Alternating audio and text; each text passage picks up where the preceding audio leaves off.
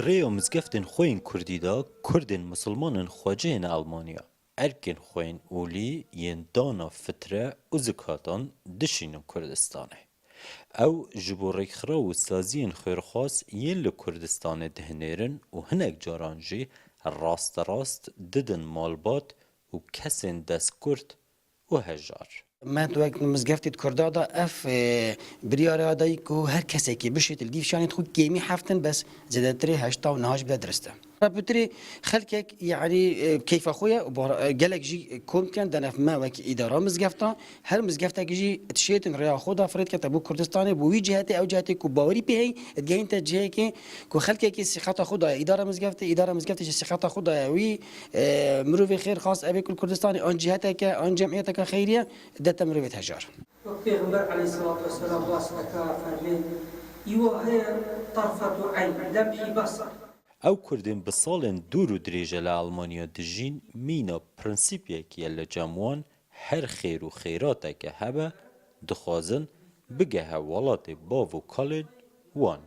مینا حج عبدالله که 21 ساله بردوام دمه رمضان دا فتره خواه فرده که باشور کردستانه. ئێمە هەموو ساڵێکە پارەمان کۆ کردوتەوە نردومانە بۆ خەڵکی کوردستان و لە ڕێی ئەو کەسانەوە کە خاوەنی سیقان ئەلحەمدولیلا سەرفتەکانمان لەوێ بۆ ماڵانە تەوزیع کراوە کە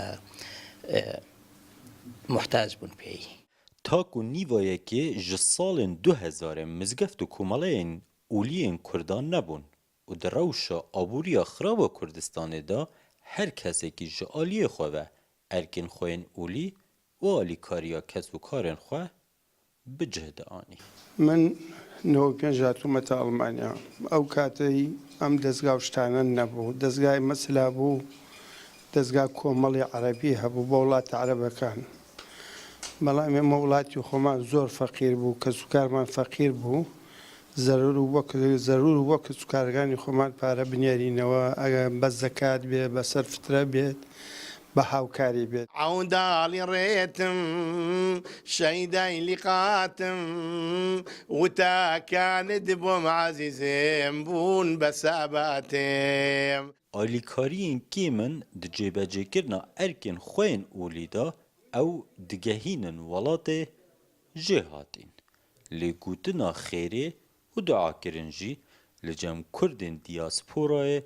جبوی ولات او جدور و ددلین واندا آوا ارک و بیتویه سناشینو روداو